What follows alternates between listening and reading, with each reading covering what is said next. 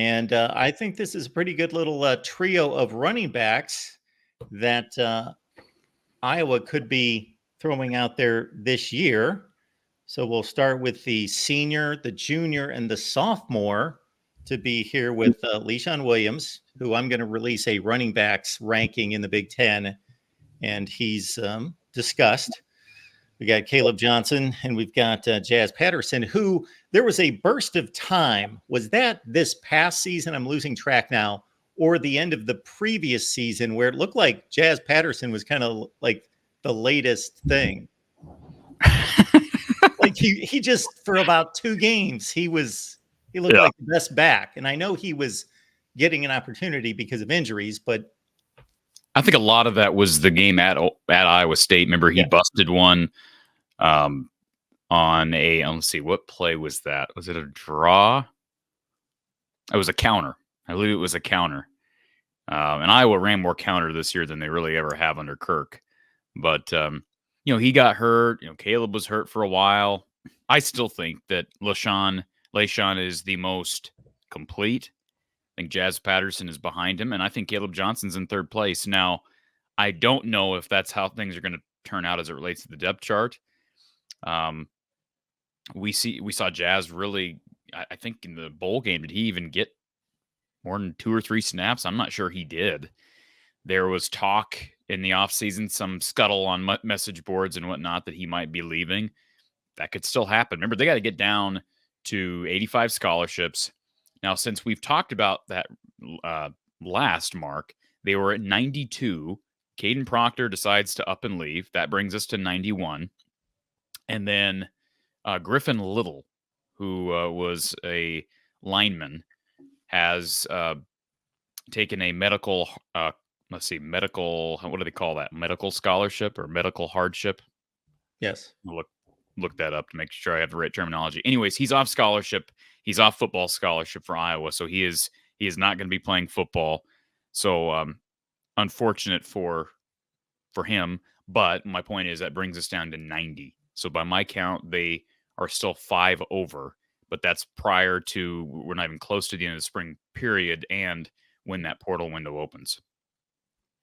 By the way, can I just mention this real quick? This number just came in. I mean, literally just now broke from ESPN. Do you want to guess what the Iowa LSU game did last night as it relates to viewership? I'm taking this strictly from this Athletic article that I skimmed through today, because otherwise I wouldn't have had any reference point. I'm going to say 14.7. 12.3. And ESPN says it's the most, this is what ESPN says, most watched college basketball game ever on ESPN platforms. Wow. Yeah, the game I referenced a long time ago, 1992, that was a CBS game. Okay. Yeah. Impressive to get those numbers, I would think. I mean, you've worked the business. I would think it's more impressive to get those numbers on ESPN than it is if the game was on ABC. Oh, yes. Absolutely. And more so today than it was 5 years ago, 10 years ago, 15 years ago. Although people have other options in how to access, and I don't know how all that's being counted now, but regardless, it speaks for itself. What you just stated. ESPN's been the broadcast home of women's college basketball since it has had any level of popularity and broadcast all the tournament games. So there you go. So anyways, back, I didn't mean to divert the conversation again, but as it relates to running backs, my guess is you lose somebody. I mean, I don't know who that's going to be. There's been some hype in the offseason. I think Terrell Washington Jr. is one of those guys that people are excited about, especially with Tim Lester and how Lester likes to utilize different types of athletes in different spots. He's a guy who has been talked about as potential slot guy, maybe somebody they can use out of the backfield on third downs as your third down guy, maybe moving forward. But then you have Kamari Moulton, who also had some moments. He's a smaller guy at 5'9", packs a punch, though, as does Jazz Patterson. But you can't play 5 guys, Mark. And there's just not enough snaps to go around. So I would just think someone's going to leave. I don't know who that's going to be. As an Iowa guy, someone who actually likes this position a lot. I like the diversity of the position. I like what Liddell Betts has built. I've talked about that in the past. I don't want to see any of them leave. I don't know what Kamari Moulton, Terrell Washington Jr. hold for the future, but I think they both have shown earlier in their careers promise. I think my favorite back of the three at the top is probably still LaShawn. I don't want to have to pick someone to leave. I guess if I had to, I might pick Caleb Johnson to leave. And some people are going to really resent that statement because, he's this big back that we all thought may have a chance to be like the kid from Wisconsin, or a miniature version of like a Derrick Henry. His biggest problem has been his inability to make people miss and to get his pads low. So he's a big guy, no question, physically looks the part, but some guys don't pack that punch, and he's a long strider. He's got good speed, but he's not real quick in the hole. I see a much better burst out of Jazz, out of LaShawn. I see, honestly, Kamari Moulton. Now, it's maybe a little easier for him at 5'9" to get low, but he packs a punch. So, again, don't want to see any of them leave. Let's see how it plays out in the spring. I think it's the one good news you can take from this is that none of them left during the last transfer portal window. That's the good news, because any one of them could have left, and we wouldn't have seen them in the spring. So let's see what they all look like. Hopefully they're all healthy. I've not heard anything about injuries to that running back room thus far, but again, we've had very little information coming out of spring camp. So we'll just see how it plays out and hopefully get a look at all of them on that open spring practice day. And the way you just described Kamari Moulton is exactly what I have seen in preparing for tonight's show, because I'm not going to pretend to know much about Kamari Moulton, but in everything I reviewed, that he is the shiftiest and the quickest of the bunch. But and as you mentioned, for his size, is not shy about being a physical runner and running between the tackles and behind his pads. I think it's a good room, as you just mentioned. I think it's a really strong portion of this team. Where does it stack up? I mean, you're going to be doing some running back rankings. Where does it stack up in the Big Ten? Just if you had to throw a number out there right now, out of 18 teams now. Yeah, I just ranked individual running backs. But if we look at the entire room, I would take Ohio State's room, and I would take Penn State's room, and probably still Michigan. That's it? And there's a couple more that are in the same tier. I'm having trouble finding many rooms that are that much better. I would say those three are decidedly better, and probably Oregon. I'm going to say the same thing that I probably said last year about the run game. And if what you just said is true and pans out, if they figure out the offensive line, and that's a big if, just like it was last year and the year before that, although they're as old as they've ever been, if they figure out that offensive line, this team has a chance to make the 12-team playoff.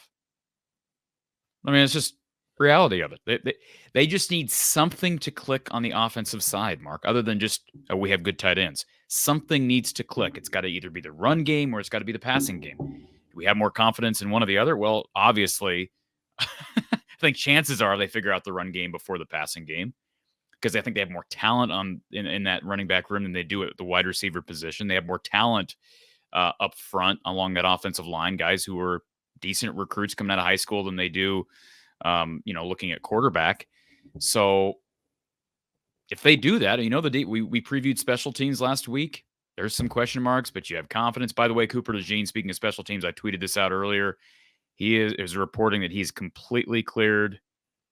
So he's saying his injury is completely behind him. He's going to be working out for teams here soon. So it'll be interesting to see, where he ends up falling on draft day. That's coming up. What is the day of the draft? It's the final weekend of April, whatever those dates are. That Thursday night will be round one. Okay, that'll be fun. It'll be interesting to see.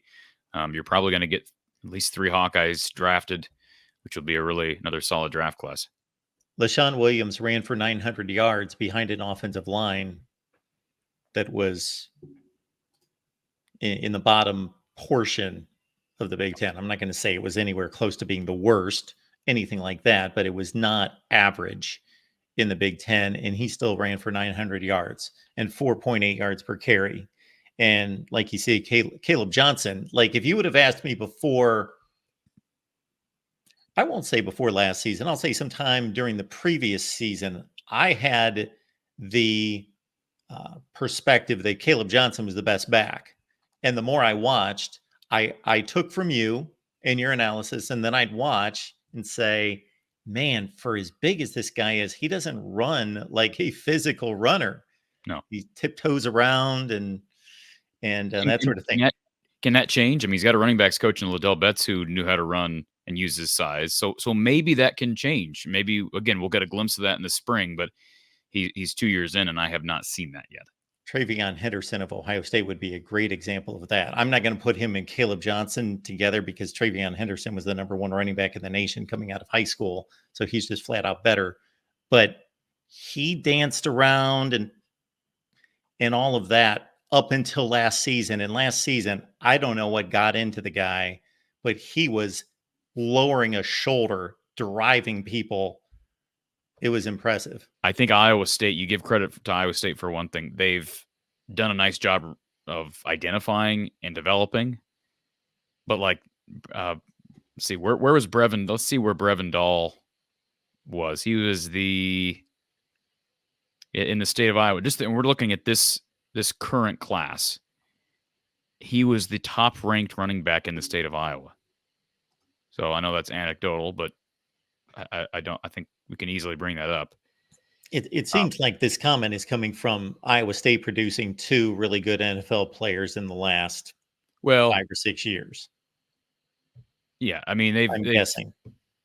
Maybe he's not just talking about in-state talent. They've got the kid who, again, I'm not in football mode right now, Mark, other than this show. The kid that really emerged there late in the year, Abu Sama. He's going to be special, and I credit to him. I mean, they lost a guy or two in the portal during the offseason because of his transcendence and what he did down in Manhattan during that snowy game down at Kansas State.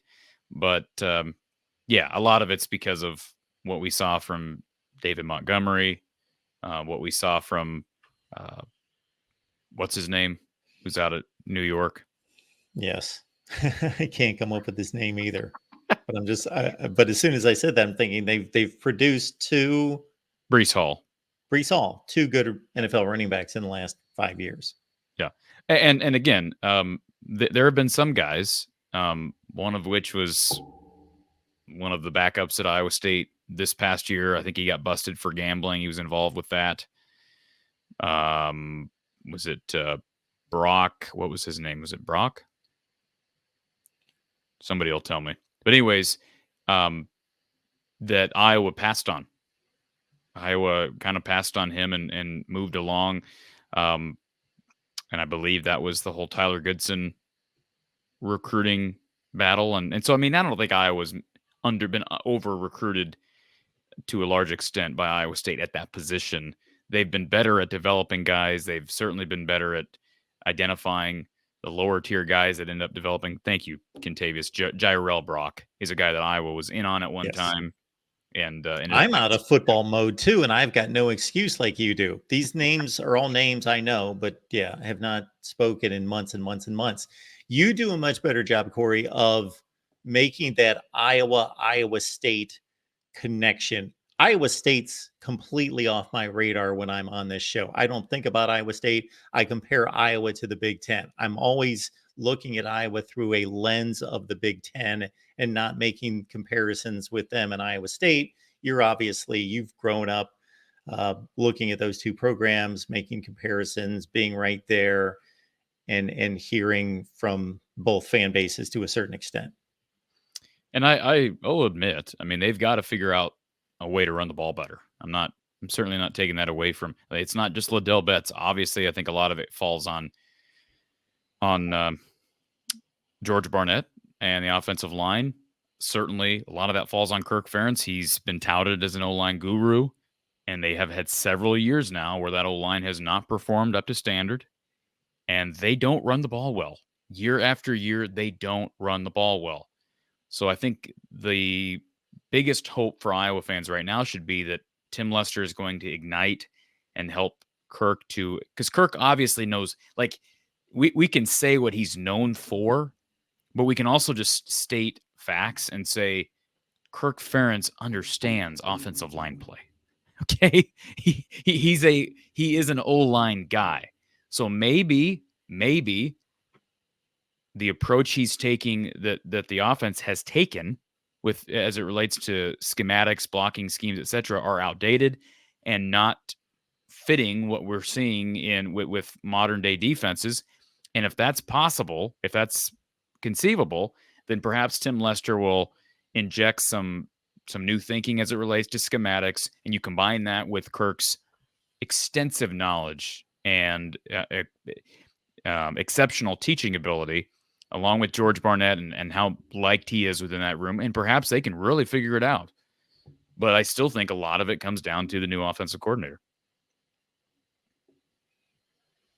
Yes, thank you, Thor. That's I was thinking I had that right, but that's been how many years ago now when Goodson committed, and they did pass on Brock, and then of course Mekhi Sargent came in via transfer that year as well. And you're going to see this team up close in what, 3 weeks? Something in that range? Yeah, let me grab that's a good question. I was just thinking about that earlier today. Like what's the actual date of the open practice? The first day of open practice, or excuse me, the only day of open practice this spring is on Saturday the 20th. So yeah, we've got about from Saturday. Yeah. Nice.